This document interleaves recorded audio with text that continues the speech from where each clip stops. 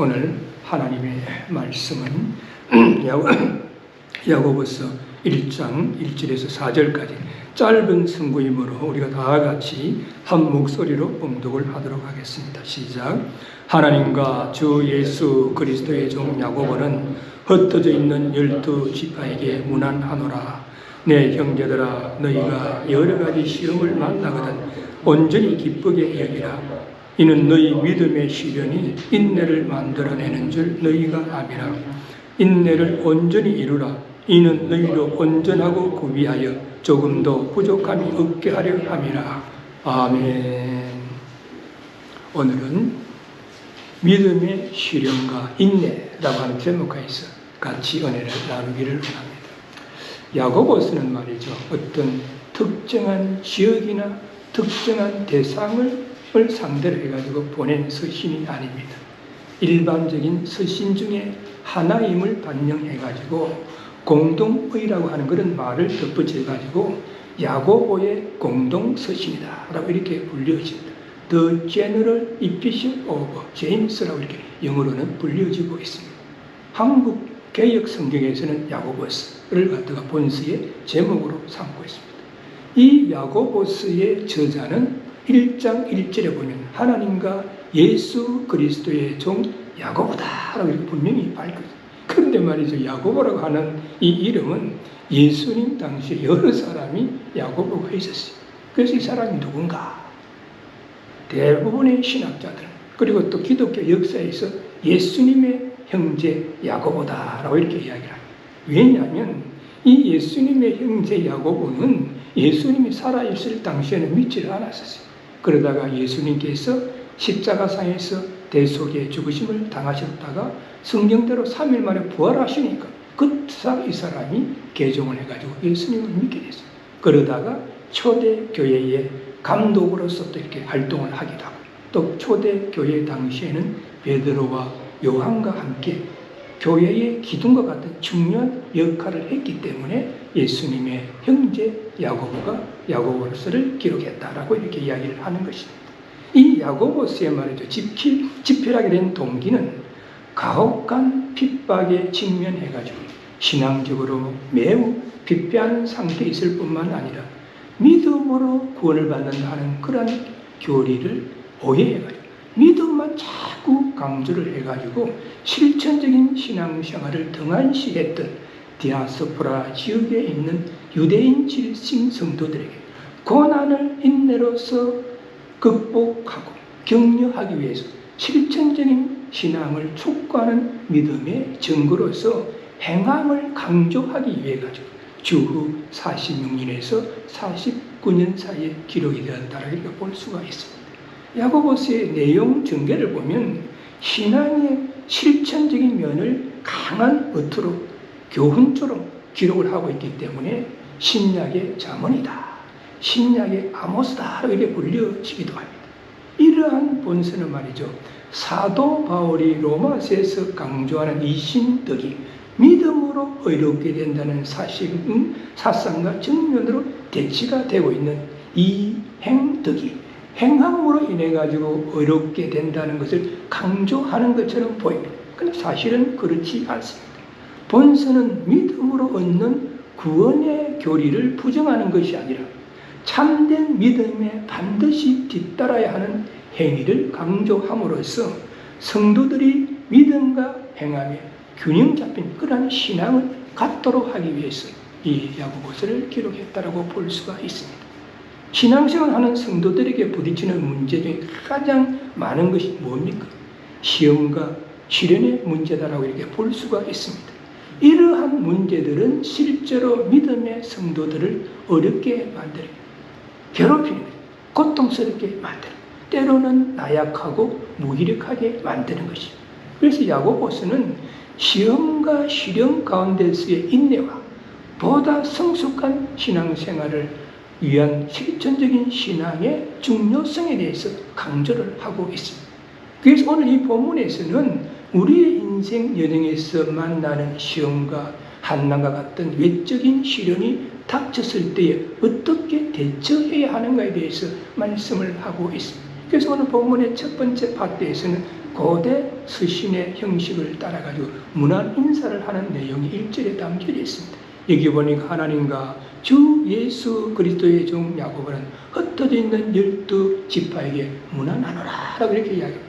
먼저 말이죠. 이 서신을 쓰는 사람이 누구인가에 대해서 밝히고 있습니다. 근데 누구라고 이야기하고 있습니까? 자기 자신을 갖다가 하나님과 주 예수 그리스도의 종 야고보다라고 이렇게 밝히고 있습니다.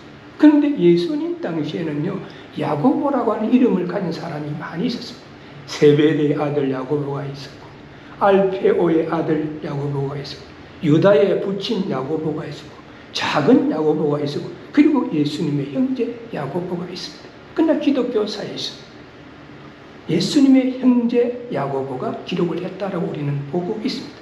한편 본서의 저자 야고보는 그의 서신의 첫무리에서 자신의 신분을 하나님과 예수 그리스도의 종이다라고 이렇게 밝히고 있는 것은 자신의 삶이 오직 하나님과 예수 그리스도의 뜻만을 행하는 그런 위치에 하나님과 예수 그리스도의 뜻을 따라서 본 서신을 기록하고 있음을 나타내기 위해서라고 이렇게 볼 수가 있습니다.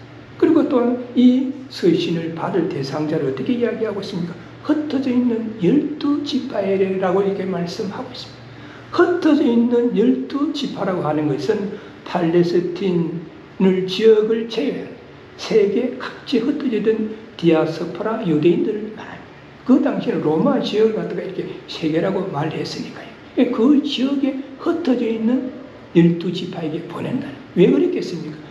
주후 30년 후반경부터 본격화되기 시작한 기독교에 대한 유도교의 박해를 피해가지고 예루살렘 본향을 떠나가지고 로마 각지에 흩어진 유대인 출신의 성도들 또는 그 무렵에 사도 바울을 비롯한 다른 전도자들에 의해 가지고 복음을 듣고 개종한 유대인 출신 성도들이 당하는 시험과 핍박과 시련을 어떻게 극복해야 할 것인가에 대해서 그들에게 보냈다.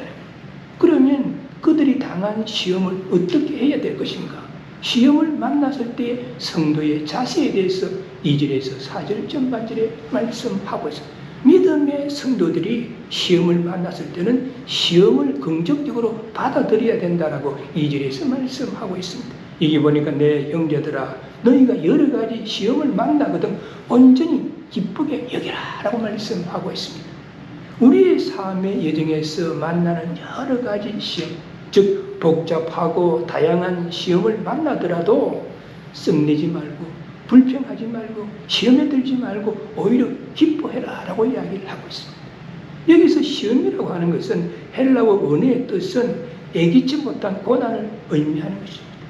초대교회 당시의 유대인 출신 성도들은 이방인들로부터 또 말이죠 동족으로부터 경멸의 대상이었습니다. 그래서 많은 핍박을 받았습니다. 그래서 그들이 시련을 당했습니다. 그래서 본서 저자는 이러한 시험에 부딪혔을 때 성도들이 오히려 기쁘게 여길 것을 교훈을 하고 있습니다. 근데 우리가 뭐 인간적으로 생각할 때 무슨 말이 시험을 당하고 시련을 당하고 있고 핍박을 받고 있는데 왜 그들이 기쁘게 여기라고 이야기를 했겠습니까? 그럼 왜 그러냐면 시련과 고통과 한나는 우리를 파멸시키는 그런 조건이 아니라 오히려 시련과 시험을 통해서 핍박을 통해서 우리를 성장시키고 더 크고 굵고 깊은 인간으로 만드는 그런 계기가 되기 때문에 기쁘게 여기라. 여기서 기쁘게 여기라 하는 것은 긍정적으로 받아들여야 하는 그런 게 아니에요. 오히려 말이죠. 시험을 만나서 내가 기분 좋다 하는 것이 아니라 그것을 긍정적으로 받아들이라 하는 그런 뜻입니다. 우리가 말이죠. 시험에는 크게 두 가지로 분리할 수가 있습니다. 하나는 하나님의 시험이 있고 다른 하나는 사단의 시험입니다. 하나님이 우리에게 주는 시험의 동기가 뭐냐 하면 믿음의 시련을 주는 거예요. 사탄이 우리에게 주는 시험의 동기가 뭐냐 하면 우리 인간의 욕심에 의한 유혹 때문에 우리에게 시험이 주어지는 것입니다. 그리고 하나님의 시험의 목적은 믿음의 연단이에요. 그런데 사단의 시험의 목적은 우리 인간으로 하여금 우리 믿는 자들로 하여금 실족하게 하고 파멸시키기 위한 것이 그 목적입니다. 또 하나님의 시험의 진행 과정은 우리가 말이죠 고통에서 기쁨과 한의와 소망으로 이어집니다. 근데 사단이 주는 시험의 진행 단계는 달콤함에서 멸망으로 그렇게 유도가 되는 것입니다. 우리가 말이죠, 창세기 39장에 보면 요셉의 이야기가 나와요. 요셉이 말이죠, 형들의 시기에 의해 가지고 이스마엘 그 이름 뭐예요, 상인들이 팔렸지 않습니까? 그래서 이스마엘 상인들이 요셉을 애굽으로 데려갔더니 애굽의 시위대장 보디발이 요셉을 사줬어요. 그래서 사가지고 자기 집에 이제 이렇게 종으로 쓰려고 하는데 참 총명한 거예요. 똑똑한 거예요. 그래서 말이죠, 보디발이 자기 집에 가정 총무로 삼았어요. 그랬더니 가정의 모든 업무를 갖다가 잘 관리하는. 그런데 문제는 보디발의 아내가 말이죠, 자꾸만 요셉을 보고 말이죠, 눈짓을 하며 동침하기를 원하는 거예요. 그래서 요셉이 그럴 때마다 거절을 하고, 그리고 요셉이 그 보디발의 아내에게 무슨 이야기를 하냐면, 당신의 남편이 나에게 이 가정의 모든 것을 관리하도록 주셨지만 단 한 사람, 당신은 내가 어떻게 할 수가 없다. 왜냐하면 당신은 주인의 아내이기 때문이다. 이렇게 이야기를 하는데도 여자가 접근. 그리고 어느 날 요셉이 볼 일이 있어가지고 말이죠, 보디발의 아내가 있는 쪽에 갔는데 마침 다른 사람이 없어요. 그랬더니 그 보디발의 아내가 요셉 옷을 딱 잡으면 땡기면서 뚱치마게. 그래서 말이죠, 요셉이 놀라가지고 겁이 나서 겉옷이 땡기는데도 도망을 가버렸어요. 그다음 겉옷이 벗겨지고. 그랬더니 말이죠, 보디발의 아내가 말이죠, 성이 나니까 고함을 질렀어요. 고함을 지른 사람들이 오니까 우리 집에 있는 히브리 그 종이 말 나를 겁탈하려고 하기에 내가 고함을 질렀더니 옷을 벗어두고 도망을 갔다. 그래가지고 남편 보디발에게도 그런 이야기를 하니까 보디발이 그 내용의 진실을 알지 못하고 요셉을 감옥에 넣어요. 근데 그 감옥에는 왕의 신하들도 오는 그 감옥이었어요. 근데 감옥 생활을 하는데 이 요셉이 감옥 생활에도 여호와 하나님이 함께 하시기 때문에 총명하니까 그 옥사장이 그 감옥의 모든 업무를 갖다가 요셉에게 맡겼어요. 근데 어느 날 왕의 신하 두 사람이 감옥에 들어온 거예요. 술 맡은 간원이 들어오고 떡 맡은 간원이 들어온 거예요. 그래서 이제 두 사람이 감옥에서 어느 날 두 사람이 막 얼굴을 보니까 수심이 가득해요. 그래서 왜 그러냐라고 요셉이 물어봤더니 꿈을 꿨다는 거예요. 두 사람이 똑같이 그날 밤에 꿈을 꾼 거예요. 그래서 술 맡은 간원이 자기가 꿈꾼 걸 이렇게 이야기를 하고, 떡 맡은 간원도 이렇게 이야기를 하고, 요셉이 술 맡은 간원의 꿈을 해몽해. 당신은 3일 안에 복직이 될 것이고, 그리고 떡 맡은 간원 당신 3일 안에 죽을 것이다. 이렇게 이야기를 그대로 된 거예요. 그때 요셉이 술 맡은 간원에게 당신이 복직이 되고 나면 나를 좀 생각해 주시오라고 이렇게 이야기를 했는데, 이 사람은 복직하고 나서 요셉이라는 이 존재를 잊어버려요. 근데 12년이라는 세월이 흘러요. 12년이라는 세월이 흘렀는데 어느 날 애굽의 바로 왕이 꿈을 꾸고만 번뇌를 하는 거예요. 그래서 그때에 이 사람에게 생각나는 것이, 자신이 2년 전에 감옥에 있을 때에 그 요셉이라고 하는 청년이 꿈을 해몽해가 복직돼. 그래서 그 이야기를 바로 왕이 해줘. 바로 왕이 요셉을 따라. 그리고 요셉에게 자기가 꿈꾼 대로 이야기를 하는. 그랬더니 요셉이 이거는 내가 해몽을 하는 것이 아니라 하나님께서 당신에게 해몽을 해드리는 것입니다. 앞으로 7년 동안 풍년이 들고 그 뒤에 7년 동안 흉년이 드는데 두 번 겹쳐서 꿈을 꾼 것이 이 일이 급히 닥치거니까 왕께서 풍년이 들었을 때에 흉년에 대비하는 것이 좋습니다. 이렇게 다 해몽해 준 거예요. 그랬더니 말이죠, 이 바로 왕이 신하들에게 이렇게 하나님의 신에 감동된 사람을 우리가 얻을 수가 있겠느냐. 그래 해가지고 말이죠, 오히려 요셉을 애굽의 총리 대신으로 삼았다라고 성경은 말씀하고 있습니다. 요셉이 자신에게 닥쳤던 시험을 이겼더니 오히려 하나님께서는 그 시험을 통해서 인생을 변화시켜 가지고 애굽의 총리 대신으로 삼았다라고 성경은 말씀하고 있습니다. 그러면 우리는 무엇으로 우리의 인격, 품행, 믿음, 신앙 등을 하나님께 인정받을 수가 있겠습니까? 하나님의 생각은 우리의 생각과 다릅니다. 하나님의 길은 우리의 길과 다릅니다. 하나님의 방법은 오늘 본문을 통해서 보면 여러 가지 시험을 통했습니다. 그러므로 시험을 우리는 두려워한다거나 회피하지 말고 오히려 담대하게 직면해야 하는 것입니다. 왜냐하면 시험은 하나님께 옳다 인정함을 받을 수 있는 그런 계기가 되기 때문인 것입니다. 고린도전서 10장 13절에 보면 사람이 감당할 시험 받기는 너희 위에 당한 것이 없나니 오직 하나님은 미쁘사 너희가 감당치 못할 시험 당함을 허락지 아니하시고 시험 당할 즈음에 또한 피할 길을 내사 너희를 능히 감당하게 하시느니라고 말씀하고, 우리의 인생의 여정에서 시험이 닥치는데 하나님은 우리가 감당하지 못하는 시험을 주시는 것이 아니라 우리가 감당할 수 있는 그런 시험을 주시는 것이고, 또 우리가 그 시험을 통해서 어려워하고 힘들어하면 또 하나님께서는 우리에게 피할 길을 내사 우리에게 감당하게 하신다라고 말씀하고 있습니다. 그러면 우리가 이기지 못했던 시험을 만나면 우리는 어떻게 해야 되겠습니까? 본서의 저자 야고보는 온전히 기쁘게 여기라 라고 말씀하고 있습니다. 본절의 핵심적이고 강조적인 말은 여기라, 여기라. 여기서 여기라고 하는 것은 경제적인 용어입니다. 평가해보라, 헤아려보라 하는 그런 뜻을 가지고 있습니다. 즉 우리에게 어떠한 시험이 닥친다면 반드시 그것을 통해서 하나님께서 우리에게 주시는 메시지가 있다. 고난이 닥친다, 한난이 닥친다 하는 것이 그냥 닥치는 것이 아니라 그 고난과 한난을 통해서 하나님께서는 우리에게 주시고자 하는 메시지가 있기 때문에 하나님의 말씀을 읽고 묵상하고 기도하는 가운데서 그 고난과 한난이 어떠한 것인지 헤아려 봐야 돼, 평가해 봐야 된다고 말씀하고 있습니다. 그래서 우리는 자신의 힘으로가 아닌 성령님의 인도하심을 받아야 돼요. 그것은 우리 인간의 지적 판단으로는 하나님의 영적 가치와 목적을 이해할 수가 없기 때문에 우리는 말씀을 읽고 기도하는 가운데 성령님에 의지해야 된다는 그런 이야기입니다. 세상 만사를 옳게 평가하는 것은 오직 하나님 중심적이에요. 왜 우리 믿는 자들은 하나님 중심적으로 세상 만사를 평가해야 된다 하는 그러한 이야기입니다.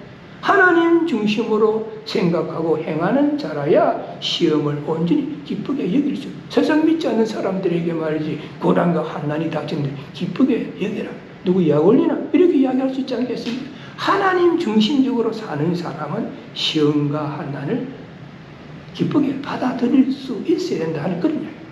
시험이 어떤 종류의 것이든지 분이 온전히 처음부터 끝까지 기쁨으로 하나님의 뜻에 비추어 하나님의 견지에서 평가되어야 한다 하는 그런 이야기가 되는 것입니다. 한 교육학자가 말이죠, 자신의 세 아들을 통해서 얻은 하나의 교육적인 그런 교훈이 있다는 거예요.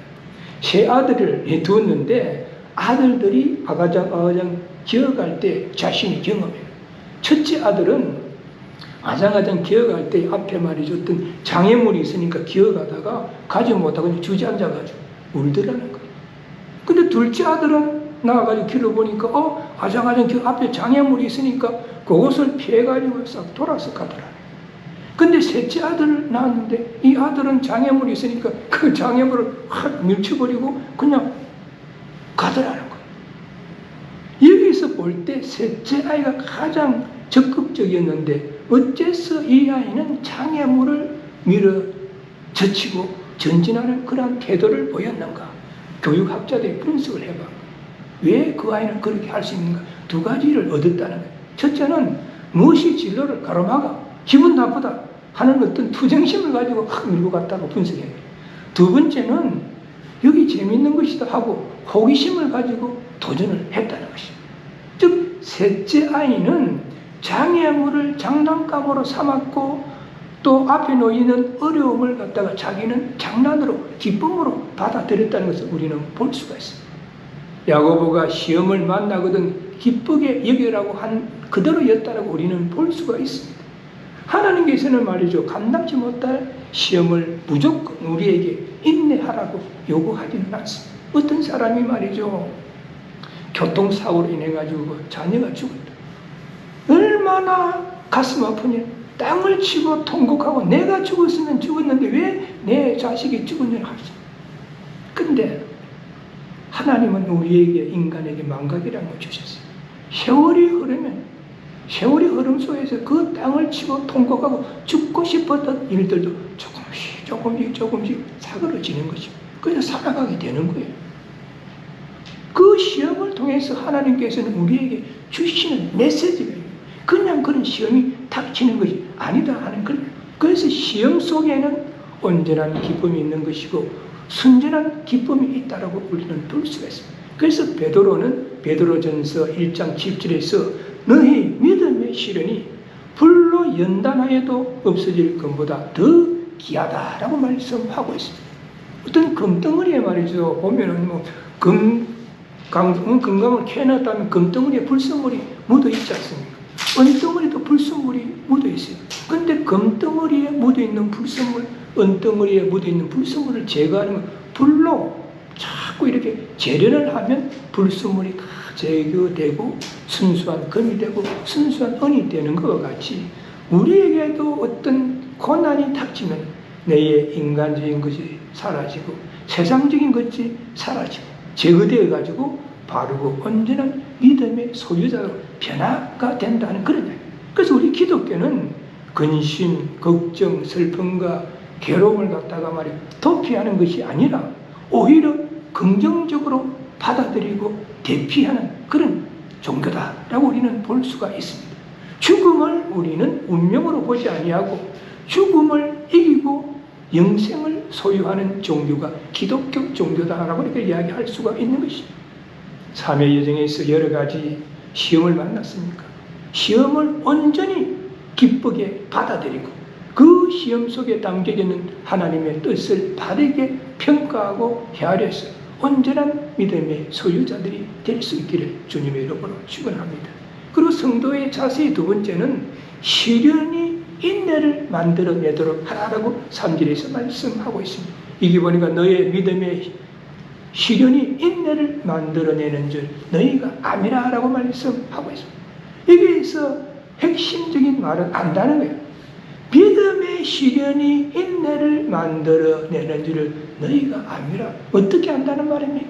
이것은 말이죠. 선천적인 지식을 통해서 아는 것을 말하는 것이 아닙니다. 학문적인 지식을 통해서 아는 것을 말하는 것이요. 우리가 생활 속에서 경험함으로써 아는 것입니다. 고난과 환난을 경험함으로써 우리는 알게 된다 하는 그러한 이야기입니다. 잠언 24장 10절에 보면 내가 만일 한난날에 낙담하면 내 힘의 미약함을 보이라.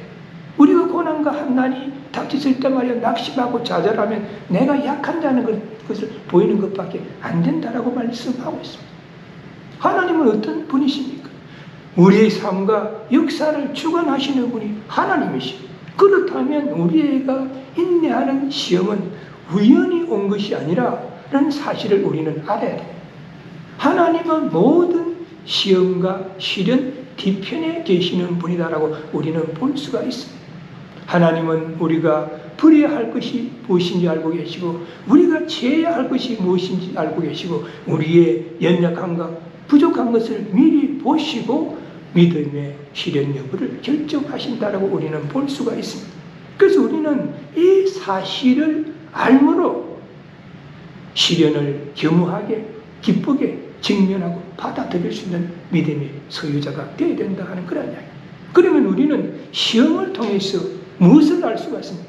여기 보니까 믿음의 시련이 인내를 만든다는 것을 알아야 한다라고 말씀하고 있습니다. 2절에서는 시험으로 그리고 3절에 와서는 시련으로 표현하고 있는 것은 시험하는 과정을 알아야 합니다. 여자분들은 말이죠. 대부분 보면 보석을 좋아하지 않습니까? 장식을 해가지고 아름답게 보이기 위해 가지고 보석을 좋아하는데 진주라고 하는 보석은 땅에서 캐어내는 것이 아니라 바다에서 나오는 유일한 보석입니다. 진주는 아비큘데라고 하는 조개에서 생산이 되는 아비큘데라고 하는 조개에 말이에요. 모래가 딱 이렇게 들어오면 이 조개는 낙하라고 하는 물질을 갖다가 만들어내는 거예요. 낙하라고 하는 물질을 만들어내가지고 그 조개를 감싸기 시작해요. 그래서 조금씩 감싸는데 그것이 많이 쌓이면 많이 쌓일수록 큰 진주가 되고 값어치 있는 그런 진주가 되는 것이죠. 근데 이 낙하라고 하는 것은 아주 적은 양이 천천히 생성되기 때문에 작은 진주라도 수개월이 걸리고 큰 진주 같은 거는 몇 년이 걸쳐서 만들어진다. 근데 아비큘데 속 조개 속에 말이죠. 들어온 모래가 다 진주가 되는 것은 아닙니다. 모래가 들어오는 조개는 두 가지 선택의 길이 있는 거예요. 하나는 낙하를 생성해가지고 코팅 작업을 하는 것이고, 다른 하나는 모래를 무시해버려요. 모래가 들어와, I don't care. 그러면은 수개월에 걸쳐서, 수년에 걸쳐서 고생은 안 해도 되지만, 그 대신에 이 모래 때문에 조개는 병이 들게 되고, 또 모래가 많이 들어오면 조개는 죽게 되는 것입니다. 그래서 아비큘레라는 조개가 당면한 이 두 가지 선택이란 침입한 모래 아래 도전을 어떻게 받아들이냐, 받아들여서 진주를 만들 것이냐, 그렇지 아니하면 무시해서 피차 망하느냐 하는 그런 두 가지 선택인 것입니다. 이것은 어떻게 보면 아비큘레라고 하는 조개의 선택일 뿐만 아니라 우리 크리스찬들의 선택의 문제라고 우리는 볼 수가 있습니다. 우리가 말이죠, 인생을 살아가노라면 때로는 모래와 같은 근심, 걱정, 슬픔과 괴로움과 눈물과 한심, 고난과 고통이 닥칠 때가 많이 있습니다. 이때 어떤 사람은 그것을 말이죠, 하나의 도전으로 건설적으로 받아들여가지고 진주를 만드는 사람이 있을 것이고, 어떤 사람은 무시하고 회피해가지고 그것에 말이죠, 지쳐가지고 골막 터지는 그런 경우도 올 수가 있을 것입니다. 야고보 기자가 언급하고 있는 시련의 믿음에 관한 것이다라고 우리는 볼 수가 있습니다. 그래서 시련의 어려움에 대한 두 가지 무기는, 시련의 어려움에 대한 그런 무기는 인내하는 것이다라고 우리는 볼 수가 있는 것입니다. 그런데 인내는 아비큘레 조개가 낙하를 만들어가지고 진주를 완성할 때까지 꾸준히, 그리고 끝까지 인내하면서 해야만 그 큰 그런 진주를 만들 수 있는 것과 같습니다. 많은 사람들이 시련이 닥쳤을 때 말이죠, 쉽게 낙심하고 좌절하고 포기함으로써 하나님이 주시는 승리의 기쁨을 누리지 못하는 경우가 많이 있습니다. 그러므로 하나님이 우리에게 허용하시는 시험 속에는 인내에 대한 요청이 내포되어 있다는 사실을 우리는 알아야 되는 것입니다. 그래서 인내라고 하는 것은 수동적인 참을성이 아니라 고난에도 굴복하지 아니하고 끊임없이 전진하는 역동적인 경고성을 의미한다라고 우리는 볼 수가 있습니다. 신학자 매튜 헨리는 이렇게 이야기했습니다. 인내는 마비된 것이 아니고 활동적인 것이다, 이렇게 표현을 했었습니다. 중국 선교의 기틀을 놓은 허드슨 테일러는 중국에 가는 선교사들에게 첫째도 인내요, 둘째도 인내요, 셋째도 인내라고 이렇게 이야기를 했습니다. 그래서 우리 크리스찬들의 믿음에 시련이 있을 때 오직 예수 그리스도만을 바라보면서 인내하는 그러한 믿음의 소유자들이 되어야 될 줄로 믿습니다. 그런데 인내도 어떻게 해야 되겠습니까? 인내를 온전히 이루는 소유자들이 되어야 된다고 4절 전반절에 말씀하고 있습니다. 인내를 온전히 이루라. 인내는 말이죠, 온전성이 요구되는 것입니다. 온전이라고 하는 것은 목적을 이룬다 하는 그런 뜻을 가지고 있습니다. 즉 자신이 믿음의 시련을 감당해야지 우리 자신의 어떠한 처지와 형편을 이유로 해가지고 하나님의 계획을 회피해서는 안 된다 하는 그런 이야기입니다. 그렇지 않습니까? 우리가 어떤 고난과 한난을 끝까지 인내할 때에 목적을 이루어지는 것이지, 적당하게 인내하고 적당하게 이 일을 처리하려고 하다 보면 목적을 이룰 수가 없는 것이죠. 그래서 야고보 기자는 인내를 온전히 이루라 라고 강조하고 있는 것입니다. 이제는 더 가망이 없다라고 느껴질 때, 이제는 더 기다릴 수가 없다라고 느껴질 때, 이제는 모든 것이 다 틀렸다라고 생각될 때까지 온전히 인내해라라고 말씀하고 있습니다. 과학자 뉴턴은 만년에 이런 말을 했습니다. 내가 발견한 것 중에 가장 귀중한 것은 인내였다라고 말씀해줬습니다. 인내가 모든 발견의 어머니가 되었다라고 말씀하고 있습니다. 옛날에 말이죠, 문학가들은 고생을 많이 했었습니다. 그 중에서도 말이죠, 게테는 수많은 고통과 싸움에서 60여 년간에 걸쳐가지고 파우스트라고 하는 대작을 썼습니다. 옛날에 말이죠, 글 써가지고 뭐 책을 낸 사람들 먹고 살아가는 문제가 얼마나 어려웠습니다. 근데 게테라고 하는 사람은 60여 년 동안 글을 써가지고 파우스트라고 하는 이 대작을 완성을 했다는 것입니다. 게테의 정기 제목은 고민과 합의, 고민과 한이. 여기서 말하는 고민이라고 하는 것은 인내라고 볼 수가 있는 것이고, 여기서 말하는 한이라고 하는 것은 진주다라고 우리는 볼 수가 있습니다. 사도 바울은 로마서 3장 4절에서 뭐라고 이야기를 했습니까? 우리가 환난 중에도 즐거워하나니, 환난은 인내를, 인내는 연단을, 연단은 소망을 이루는 줄 아미로다라고 이렇게 이야기했습니다. 환난 중에도 어떻게 기뻐할 수가 있겠습니까? 사도 바울의 공식에 의하면 환난과 고통이 소망으로 전화되는 놀라운 기적은 인내로서 이루어지기 때문에 본인은 환난 중에도 기뻐할 수 있다라고 말씀을 한 것이에요. 그래서 로마서 말이죠. 8장 24절에서 25절 이렇게 이야기합니다. 보이는 소망이 소망이 아니니 보는 것을 누가 바라리요. 만일 우리가 보지 못하는 것을 바라면 참음으로 기다릴지니. 보이는 것이 소망이 아니잖아요. 우리가 보지 못하기 때문에 그 소망을 이루기 위해서 우리는 끝까지 인내하며 참을 수 있다는 그런 이야기입니다. 만약에 말이죠, 우리가 인생의 여정에서 어떤 결과를 안다라고 하면 어떻게 되겠습니까?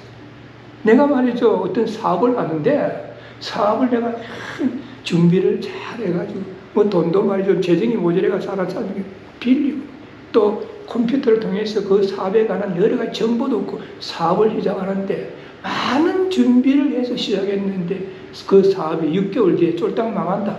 그 결과를 안다면 누가 사업할 사람이 있겠습니까? 그렇지 않겠습니까? 어떤 사람이 공무원 시험을 치기 위해 학생들이 말이죠, 공부를 했었어요. 1년을 준비해, 2년을 준비하고 떨어졌어. 3년. 그럼에도 포기하지 않고 준비를 하는데 그러면 결과가 너는 5년을 시험을 치도 떨어진다는 결과를 안다면 학생들이 공부를 하겠습니까? 누군가가 질병에 걸렸어요. 근데 이 사람이 병원에 치료를 갔는데 이 사람이 병원에 치료를 받아도 너는 3개월 시한부 인생이다 라고 하면 치료를 받을 수가 있겠습니까? 그러나 우리는 결과를 알 수가 없고 보이지 않기 때문에 인생이 어렵고 힘이 들어도 우리는 인내하는 가정 속에서 열심히 성실히 노력하면서 소망을 가지게 되고 소망을 가질 때에 용기와 투지를 우리는 얻게 되는 것입니다. 그래서 본질에서는 우리에게 교훈하기를 인내를 온전히 이루라라고 말씀하고 있습니다. 우리 인생의 여러 가지 무거운 시험들이 우리의 어깨 위에 놓여 있습니다. 그러나 이것들로 말미암아 이러한 시험들로 말미암아 인내를 온전히 이룰 수 있는 수단이 된다는 것을 우리는 알아야 할 것입니다. 그래서 말이죠, 우리가 시험을 긍정적으로 받아들이고 그리고 또 시련이 인내를 만들도록 노력하고 그리고 인내를 끝까지 온전히 이룰 때에 그 결과로 우리에게 주어지는 복에 대해서 4절 후반절에 말씀하고 있습니다. 어떠한 복을 하나님께서 주시는가? 이는 너희로 온전하고 구비하여 조금도 부족함이 없게 하려 함이라 라고 말씀하고 있습니다. 여기서 말이죠, 온전하여 구비했다라고 하는 것은 성숙을 말합니다. 시험을 통해서, 시련을 통해서, 고난을 통해서, 환난을 통해서 하나님은 우리에게 성숙하게 만든다라고 말씀하고, 어떤 성숙이 오겠습니까? 첫째는 믿음의 성숙이 오는 거예요. 우리의 인생 여정에서 이기지 못했던 믿음의 시련이 다가올 때에 우리가 인간적이고 세상적인 방법에 의존하는 것이 아니라 하나님의 말씀을 더 읽고 묵상하고 하나님 붙잡고 더 기도하다가 보면 그 시험이나 시련이나 환난은 온데간데가 없고 우리의 믿음이 성장했다는 것을 우리는 알게 돼요. 그래서 하나님께서는 우리에게 시험을 통해서 시련을 통해서 환난을 통해서 우리의 믿음의 성숙을 가져다 준다는 것입니다. 두 번째는요, 우리의 성격의 성숙이에요. 우리의 어떤 시험이 닥쳤다, 시련이 닥쳤다 하면 나약했던 사람, 추진력이 없던 사람이 어떻게 되겠습니까? 하나님의 말씀을 읽고 묵상하고 기도하고 이렇게 하다가 보면 이 사람이 강하고 담대하고 적극적인 그런 성격의 소유자들로 변화가 되는 것이죠. 참을성이 없었던 사람이 끝까지 인내하는 그러한 성격의 소유자들로 변화가 되는 것입니다. 그리고 인생의 성숙입니다. 우리가 말이죠, 참아라는 말씀을 붙잡고 우리가 끝까지 행동으로 참고 하다가 보면 어떻게 되겠습니까? 이 사람은 행동의 변화로 인해 가지고 인격이 바뀌게 돼요.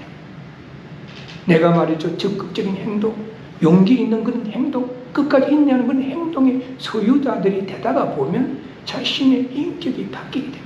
사람마다 말이죠, 좀 이렇게 나쁜 습관을 가지고 있지 않습니까? 나쁜 습관. 그런 행동이 바뀌고 해서 나쁜 습관이 없어지고 이 사람이 인격자로 변화가 됩니다. 인격자가 되면 그 사람 주위에 사람이 모이게 되는 거예요. 아, 나는 저 사람과 사귀고 싶다. 저 사람은 어떤 고난인가 한난이 닥치면 낙심하고 좌절하는 것이 아니라 저 사람은 인내하고 적극적으로 그게 또 대처하는 걸 보니까 나는 저 사람과 사귀고 싶다. 나는 저 사람과 함께 비즈니스를 하고 싶다. 또 어려움에 당하면 나는 저 사람을 믿어. 나는 저 사람을 도와주고 싶다. 또 인격자가 되고 사람들이 주위에 모여가지고 어떻게 인생을 성공적으로 살아가야 되는 그런 결과가 오는 것입니다. 그래서 하나님은 우리에게 시험을 통해서 시련을 통해서 믿음의 성숙을 가져오게 하고 우리의 성격의 성숙을 가져오고 또 우리의 인생의 성숙을 가져다 주는 그래서 부족함이 없게 한다라고 말씀하고 있습니다. 여기 부족함이 없다라고 하는 건 장성한 분량에 이르게 한다는 거예요. 또 부족함이 없게 한다고 하는 것은 시련을 통해서 우리가 말이죠 시험을 긍정적으로 받아들이고 시련이 인내를 만들도록 노력하고 인내를 온전히 이루다 보면 나 자신의 자아와 모난 성격들이 없어지고 모난 부분들이 없어지고 육신의 정욕과 안목의 정욕이 다 사라지고 하나님이 원하시는 믿음의 소유자 장성한 분량이 충만한 데까지 이르도록 만든다라고 말씀하고 있습니다. 그래서 말이죠 참지 못하고 인내하지 못하는 자는 그 이상의 것을 배울 수가 없고 얻을 수가 없다는 것입니다. 하나님은 우리 믿는 자들에게 하나님의 목적 달성을 위해서 조금도 부족함이 없도록 인내를 우리에게 요구하고 계신다는 사실을 우리는 알아야 할 것입니다. 그래서 오늘 우리는 본문을 통해서 세 가지 교훈을 얻을 수가 있습니다. 첫째는 삶의 여정에서 여러 가지 시험을 우리는 만나게 되는 그것이 우리의 인생 여정이라는 것입니다. 두 번째는 시험을 긍정적으로 받아들이고 시련이 인내를 만들도록 해야 한다는 것입니다. 그리고 세 번째는 인내를 온전히 이름으로 믿음이 성숙하고 장성한 분량에 이르도록 노력해야 한다는 것입니다. 우리 모두 계속되는 불경기로 인해서 우리의 삶이 어렵고 힘이 든다 할지라도 낙심하거나 좌절하는 것이 아니라 더욱더 말씀을 읽고 묵상하고 더욱더 기도하면서 인내를 온전히 이름으로 온전하고 구비하여 조금도 부족함이 없는 믿음의 소유자들이 되시기를 주님의 이름으로 축원합니다. 기도하시겠습니다. 하나님, 오늘도 주님을 사랑하는 아름다운 마음들이 모여있어 심령 그 깊은 곳에서 우러나오는 목소리로 하나님을 찬양하면서 예배드리게 하시고 또 진리의 말씀 안에서 은혜를 나눌 수 있게 하심을 감사를 드립니다. 오늘 진리의 말씀은 우리에게 교훈하시기를 우리의 삶의 여정에 여러 가지 시험을 만난다 할지라도 그것을 긍정적으로 받아들이고 시련이 인내를 이루도록 하여서 인내를 온전히 이루라라고 말씀하셨사 우리 모두 이 말씀을 다시 한번 바르게 깨달아 알게 하여 주시옵시고 다시 한번 마음판에 새길 수 있게 하여 주옵소서. 그리하여 우리의 삶의 여정에 이기지 못했던 고난과 한난이 닥친다 할지라도 낙심하거나 좌절하는 것이 아니라 인간적이고 세상적인 그런 생각에 잠기는 것이 아니라 하나님의 말씀 붙잡고 믿음의 시련이 인내를 인도하게 하여 주시옵시고 우리가 끝까지 인내할 때에 그 모든 시련과 고난과 한난이 사라지고 우리 모두가 부족한 것이 없어지게 하여 주시옵시고 온전한 자로 믿음의 소유자로 변화되는 역사가 일어날 수 있도록 우리 모두를 인도하시고 넘치도록 축복하여 주옵소서. 우리 주 예수 그리스도의 이름으로 간절히 기도드리옵나이다. 아멘.